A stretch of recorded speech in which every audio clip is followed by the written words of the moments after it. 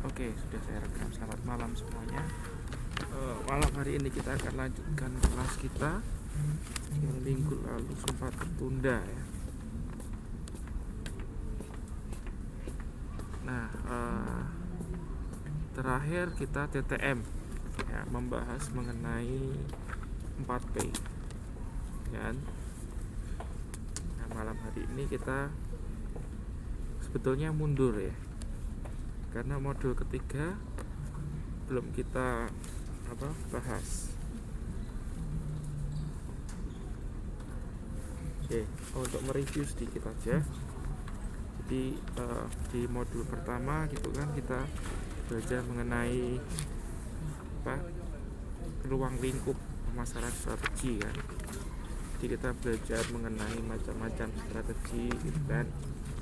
Lalu di bab 2 baru kita masuk yang namanya analisis situasi kan. Di analisis situasi itu kita melihat oke, nggak apa-apa ya, nggak bisa hadir apa-apa karena soalnya sudah saya rekam.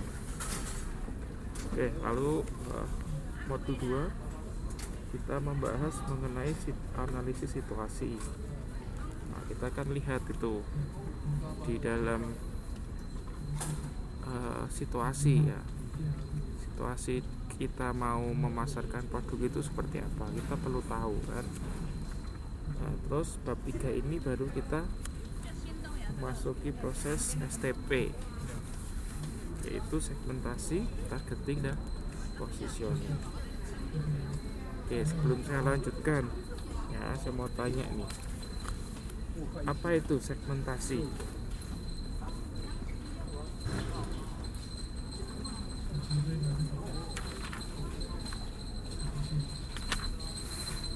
Yo, apa itu segmentasi?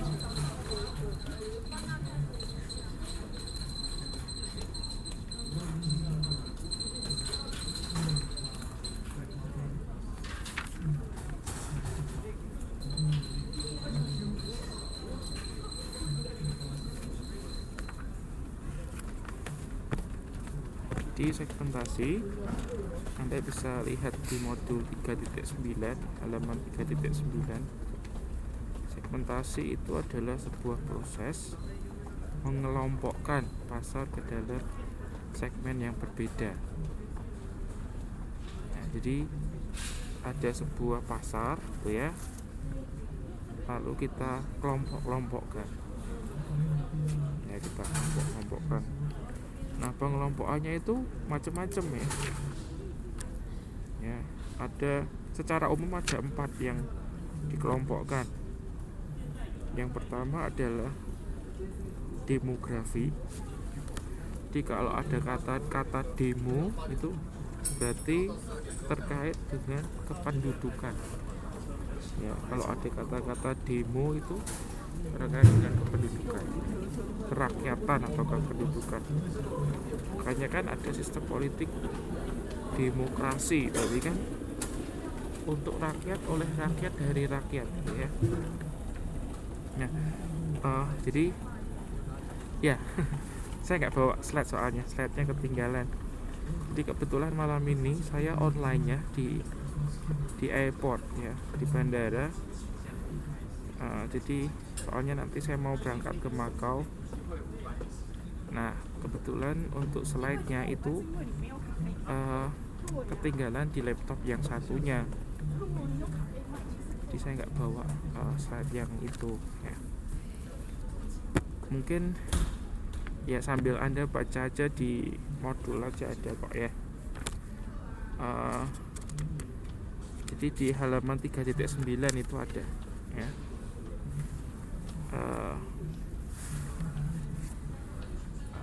Ya tadi demografi ya. Di demografi, kemudian geografi, psikografi, dan perilaku. Nah, ini adalah 4 pengelompokan ya, 4 variabel pengelompokan. Anda harus ingat, kalau perlu Anda garis bawahi, soalnya ini penting, sering sekali keluar dalam ujian. Jadi yang ditanyakan itu gini, usia, jenis kelamin, ukuran keluarga, tahap dalam daur hidup keluarga itu termasuk variabel apa dalam segmentasi? Nah, jawabannya berarti apa? Usia, jenis kelamin, ukuran keluarga termasuk variabel apa dalam segmentasi? Ya, soalnya seperti itu. Jadi Anda harus ingat ya. Ya, jadi demo itu terkait dengan ke apa? Rakyat gitu ya, masyarakat. Kalau geo itu terkait dengan wilayah. Ya, wilayah. Lalu untuk psikografi, nah ini terkait dengan kelas sosial. Kelas sosial. Kalau perilaku, ya berarti perilaku dari marketnya itu, ya kan?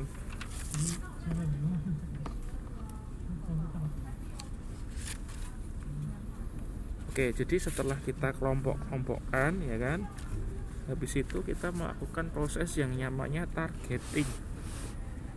Anda kalau dengar kata targeting, apa yang ada di pikiran Anda? Kalau mendengar kata targeting, apa yang ada di pikiran Anda?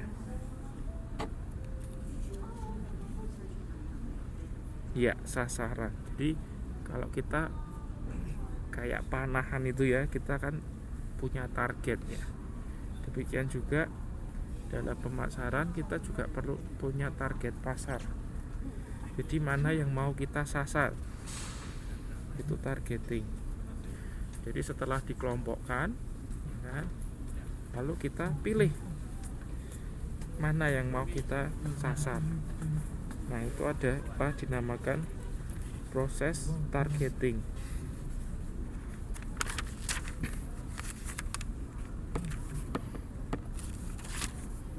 Nah, terus gini, ini juga pernah keluar dalam ujian 3.16 itu. Nah, itu ada beberapa strategi dalam targeting atau pasar sasaran 3.16.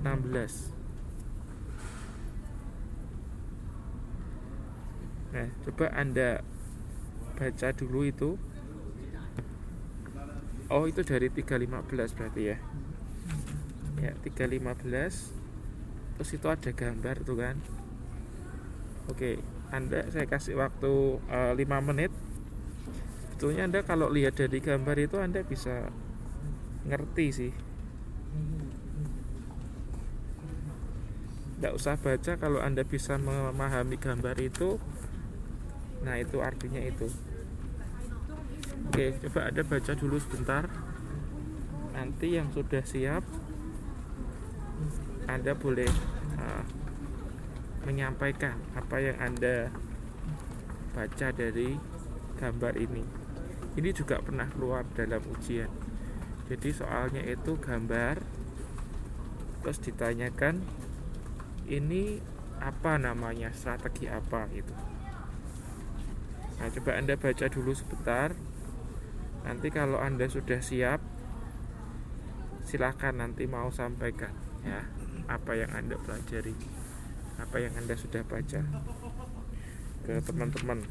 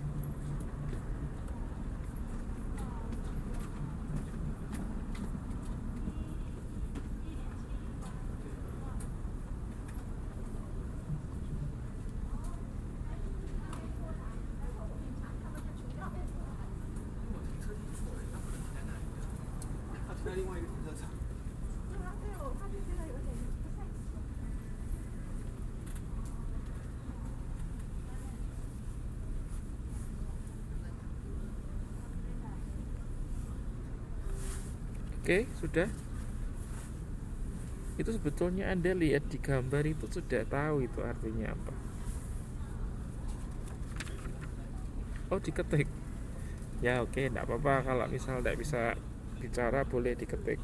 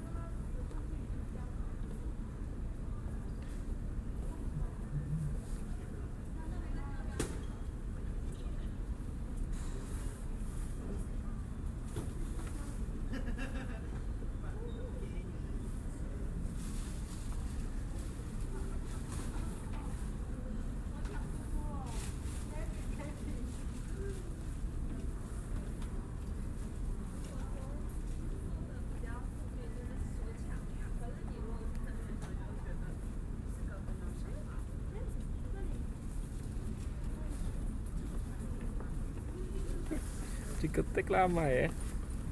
Oke, nggak ada nih yang bisa baca ini. Nggak ada nih yang bisa ngetik ini.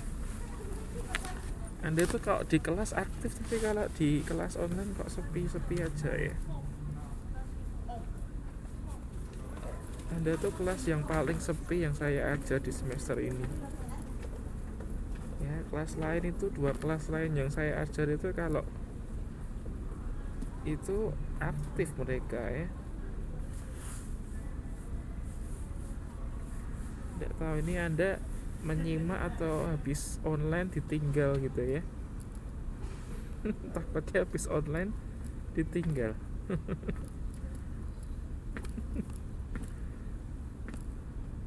Loh, Anda tuh harusnya kalau baca ya sudah baca atau kan sudah disuruh bikin peta konsep.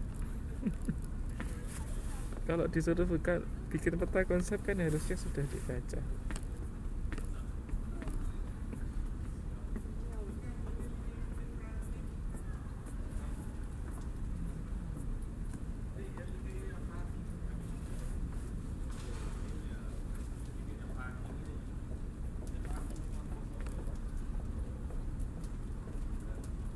Ayo Mas Adi, itu loh lihat di gambarnya itu gampang. Itu ada jam ya toh.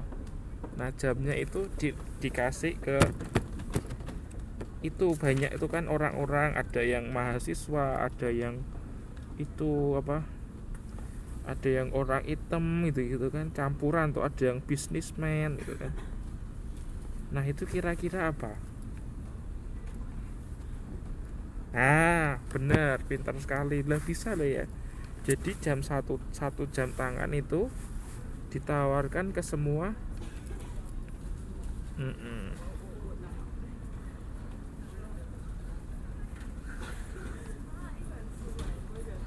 Nah, terus yang kedua Mas, itu kira-kira gimana Mas?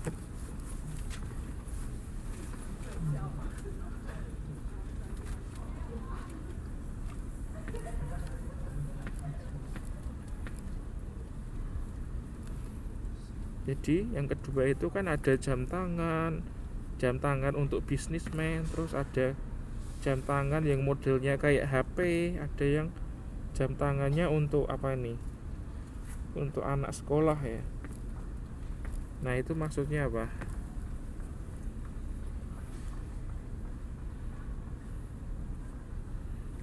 Jadi artinya sebuah perusahaan itu buat jam tangan beberapa macam kan.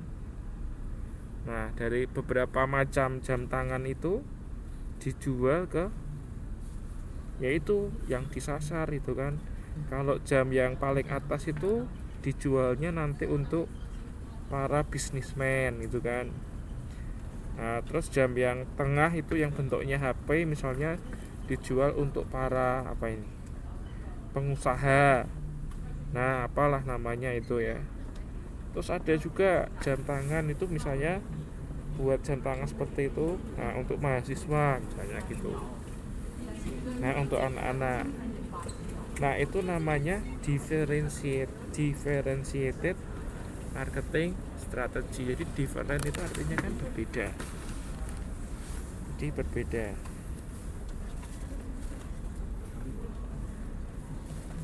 Nah, terus yang ketiga, strategi yang ketiga.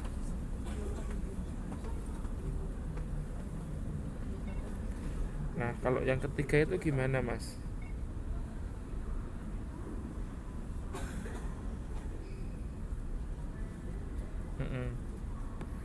Yang ketiga itu kira-kira gimana?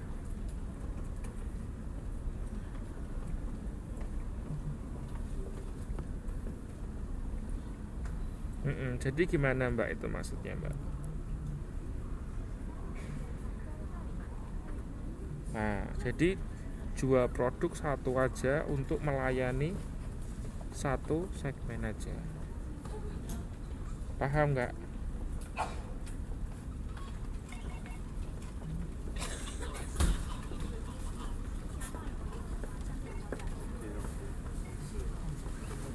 Nah, itulah. Jadi untuk targeting itu ada 3 strategi ini.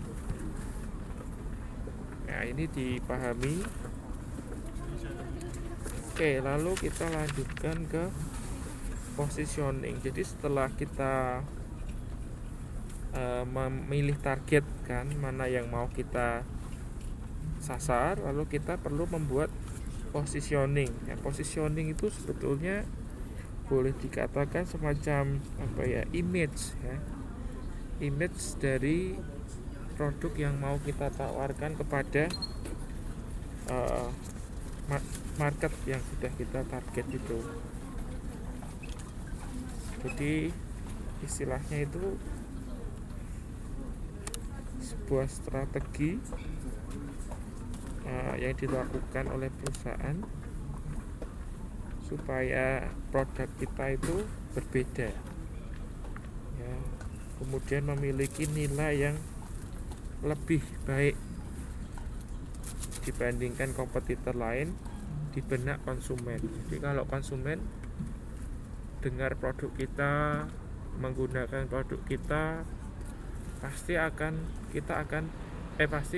konsumen akan merasa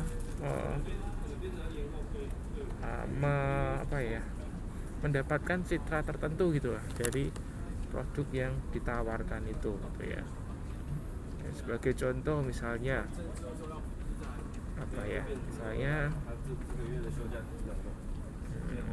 misalnya iPhone lah gitu aja ya. Di iPhone itu kan image yang ada di benak konsumen itu kan HP mahal gitu ya. lalu simple kan. Nah sebetulnya HP mahal yang branded yang simple itu menjadi positioning dari iPhone. Di positioning itu sebuah strategi, yaitu tadi supaya produknya itu memiliki sebuah citra, image yang berbeda, yang lebih baik di dalam benak konsumen. Nah itulah positioning.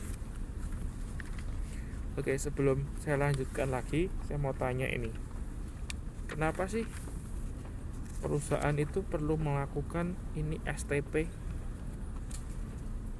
Alasannya apa? Kenapa perusahaan itu perlu melakukan STP ini?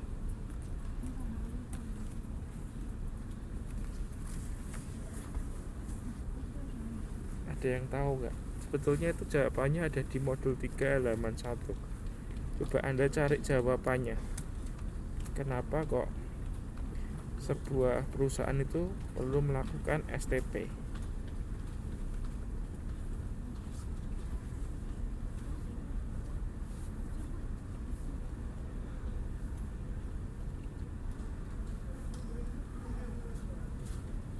Ada di halaman 3.1 jawabannya. Kenapa kok sebuah perusahaan itu perlu melakukan STP?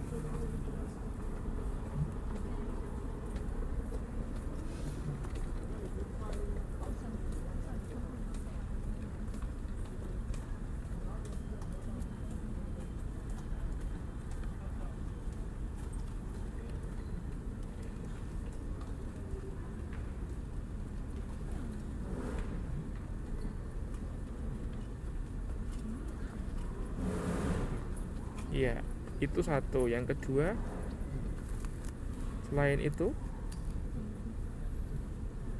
nah ini jawaban Mbak Nur Pujianti, untuk meningkatkan keberhasilan perusahaan. Kenapa dengan dilakukan STP bisa meningkatkan keberhasilan perusahaan?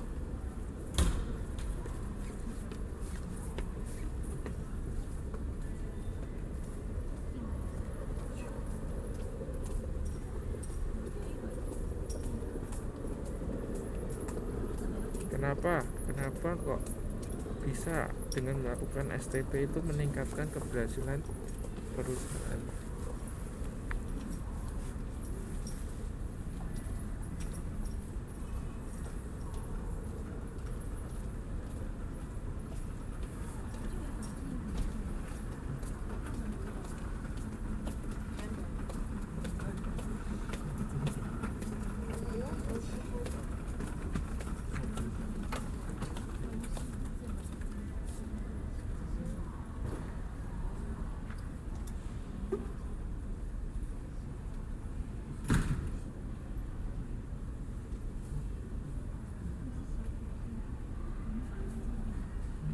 Tidak ada yang tahu. Ya, kenapa kok bisa menghemat biaya pengeluaran? Apa hubungannya menghemat biaya pengeluaran dengan STP? Nah, itu jelas sekali ya. Benar sekali jawaban Mbak Eni ya. Karena iya, dengan tahu targetnya ya, mana yang mau kita layani, nah itu kan akan lebih terkonsentrasi kan. Jadi kita tahu kita mau mana yang mau kita layani gitu. Karena kalau sebuah perusahaan itu mau melayani muanya, nah akhirnya nggak fokus, benar kan?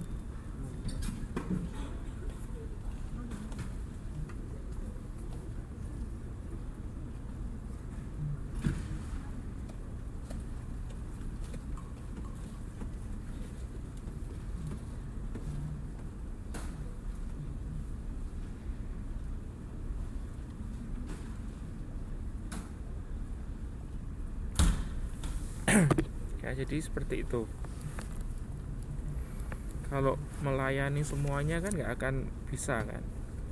nanti akhirnya akan buang-buang tenaga, akhirnya malah nggak maksimal. Jadi perusahaan harus memilih ya, harus memilih mana yang mau dilayani, yang lebih spesifik. Nah, seandainya perusahaan itu misal mau memilih semua banyak target, nggak masalah ya.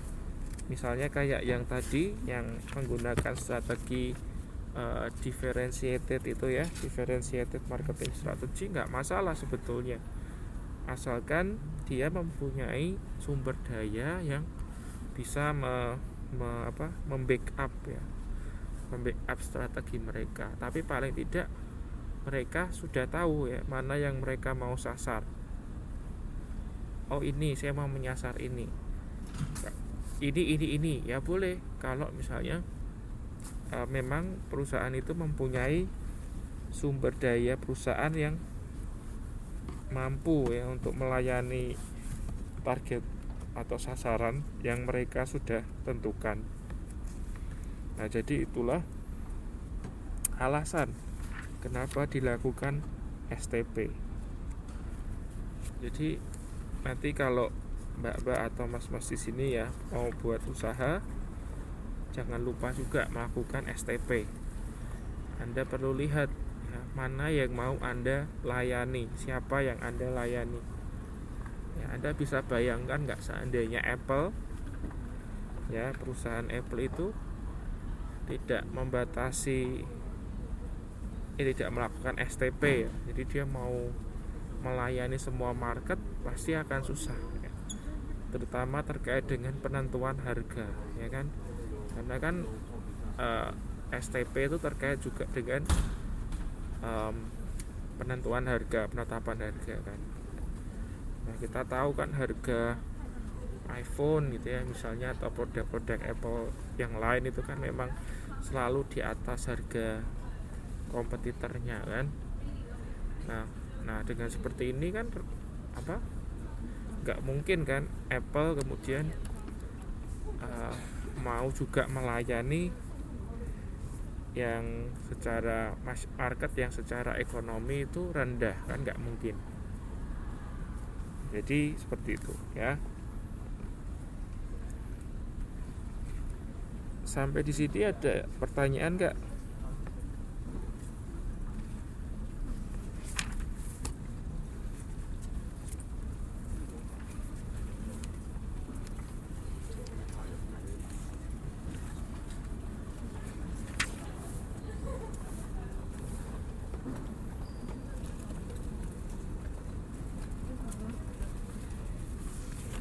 Nah, oke. Kalau nggak ada pertanyaan, saya lanjutkan lagi ke halaman 3.20. Nah, oke. Diferensiasi dan positioning. Jadi diferensiasi itu sebetulnya terkait erat dengan positioning. Ya, jadi tadi kan sudah saya jelaskan bahwa positioning itu sebuah strategi yang dilakukan sebuah perusahaan untuk memberikan image yang berbeda di dalam benak konsumen. Nah, image yang berbeda itu bisa kita katakan diferensiasi. Diferensiasi itu yaitu strategi supaya kita